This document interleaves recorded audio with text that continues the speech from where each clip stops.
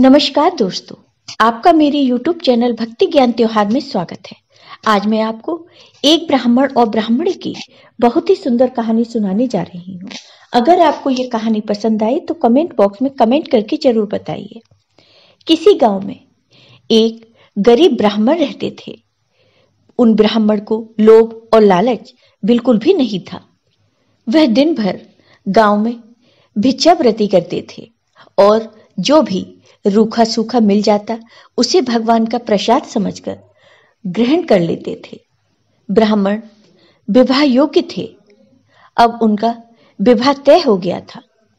तय समय पर ब्राह्मण का विवाह हो गया। विवाह के बाद ब्राह्मण ने अपनी पत्नी से कहा कि देखो, अब हम गृहस्थ जीवन में प्रवेश कर रहे हैं। गृहस्थ जीवन का सबसे पहला नियम होता है अतिथि सत्कार करना, गुरु आज्ञा का पालन करना और भजन कीर्तन करना।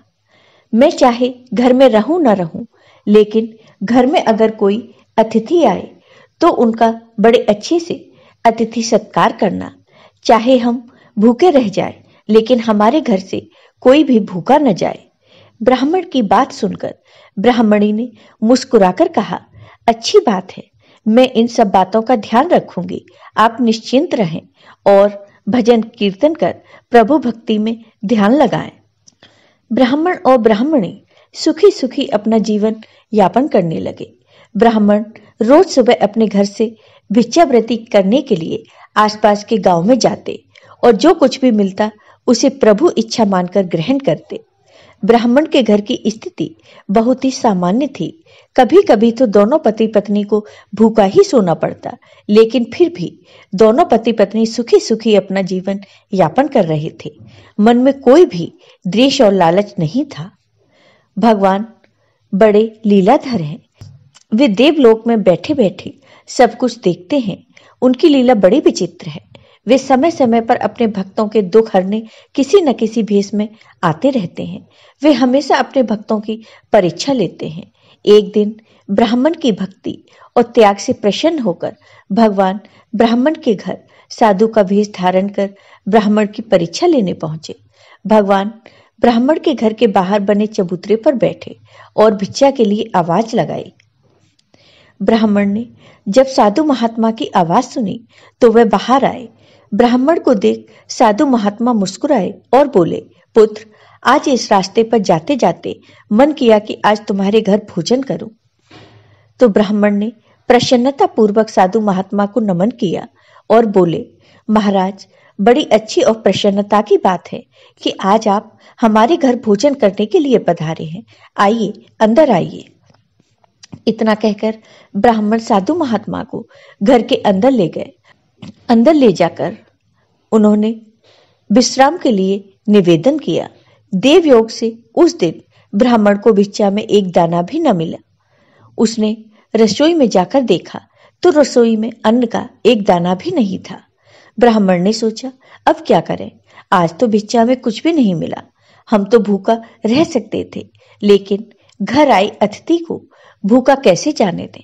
घर में फटे पुराने कपड़ों और बर्तन के अलावा कोई भी चीज नहीं थी। ब्राह्मण ने अपनी पत्नी से कहा, आज हमारे घर से अतिथि भूखे ही चले जाएंगे। हमने आज तक भगवान की जो भी भक्ति की है उसका कोई मोल नहीं रह जाएगा।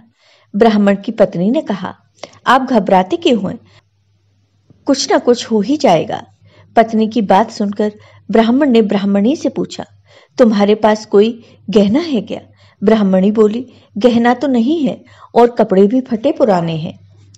पत्नी की बात सुनकर ब्राह्मण बोले, तो फिर अतिथि सत्कार कैसे करेंगे?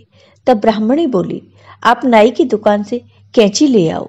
ब्राह्मण नाई की दुकान से कैंची ले आया। ब्राह्मणी ने अपने सर के बाल अंदर अंदर से काट दिए और बाहर से बाल बांध लिए। अपने बाल ब्राह्मण को देकर ब्राह्मणी बोली, आप बाजार में जाकर ये बाल बेच आओ और इनसे जो भी रुपए मिले उनसे दाल चावल ले आना। ब्राह्मण बाजार गया और बाल बेचकर बाजार से दाल चावल ले आए। दोनों पति पत्नी ने बड़े आदर से साधु महाराज को भोजन कराया।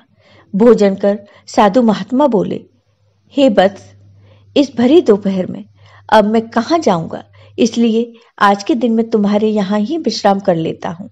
साधु महाराज की बात सुनकर ब्राह्मण ने प्रसन्नता पूर्वक कहा, बड़ी अच्छी बात है महाराज, आपकी सेवा का इससे अच्छा अवसर नहीं मिल सकता। इतना कहकर ब्राह्मण साधु महाराज के चरणों के पास बैठकर उनके पैर दबाने लगा। अब परेशानी महाराज के शाम के भोजन की थी। ब्राह्मण फिर महाराज के भोजन की चिंता करने लगा। अपने पति को चिंता में देख ब्राह्मणी बोली, आप व्यर्थ ही चिंता ना करें, मैं हूं ना कुछ हो ही जाएगा। शाम को ब्राह्मणी ने अपने सर के बचे हुए बाल काटकर ब्राह्मण को दे दिए और ब्राह्मण से दाल चावल खरीद लाने को कहा। ब्राह्मण बाजार से दाल चावल ले आया। रात्रि भोजन में भी दोनों पति पत्नी ने बड़ी ही प्रसन्नता और आदर के साथ साधु महाराज को भोजन कराया। भोजन करने के बाद साधु महाराज बड़े प्रसन्न हुए और बोले, वत्स, तुम्हारे प्रेम से मैं तृप्त हो गया हूँ, लेकिन अब इस अंधेरे में कहाँ जाऊंगा। सोच रहा हूँ आज रात यहीं विश्राम कर लूं। साधु महाराज की बात सुनकर ब्राह्मण बोले, महाराज, ये जो कुछ भी है सब प्रभु का है, आप निश्चिंत होकर यहाँ विश्राम कर सकते हैं। ये मेरा सौभाग्य है कि मुझे आपकी सेवा करने का अवसर प्राप्त हो रहा है। इतना कहकर दोनों पति पत्नी साधु महात्मा के चरणों में बैठ गए। साधु महात्मा के सो जाने के बाद महात्मा के चरणों में ही दोनों पति पत्नी भी सो गए। जब दोनों पति पत्नी सो गए तब बाबा जी जाग बैठे और उन्होंने ब्राह्मण को आशीर्वाद दिया कि तुम्हारे सारे दुख दर्द दूर हो जाएं, तुम्हारी पत्नी के बाल भी लौट आएं और धन्य धान्य से घर भर जाए। इतना कहकर साधु महात्मा वहां से अंतर्ध्यान हो गए। सुबह जब ब्राह्मण और उनकी पत्नी उठे तो उन्होंने देखा कि उनके कपड़े ठीक हो गए थे, ब्राह्मणी के बाल भी वापस आ गए थे, लेकिन साधु महात्मा कहीं दिखाई नहीं दे रहे थे। उन्होंने सोचा, हो न हो वे कोई पहुंचे हुए साधु महात्मा थे जो हमें आशीर्वाद स्वरूप में ये सब दे गए हैं। ब्राह्मण ने जब अपने घर को देखा तो वह रोने लगे कि महाराज, हमने आपको पहचाना नहीं, कहीं हमसे महाराज की सेवा में कोई कमी तो नहीं रह गई। हम अनजान थे महाराज, हमें क्षमा करो। ब्राह्मण की विनती सुनकर भगवान प्रकट हुए और बोले, तुम्हारे प्रेम पूर्वक भोजन करवाने से मैं बहुत तृप्त हुआ, तुम सुखी रहो। इतना कहकर भगवान फिर से अंतर्ध्यान हो गए। अब ब्राह्मण और ब्राह्मणी भगवान की कृपा से सुखपूर्वक रहने लगे। जय हो भगवान जी की। आपको ये वीडियो पसंद आया हो तो कमेंट बॉक्स में कमेंट करके जरूर बताइए। साथ ही मेरे वीडियो को ज्यादा से ज्यादा शेयर करिए। धन्यवाद।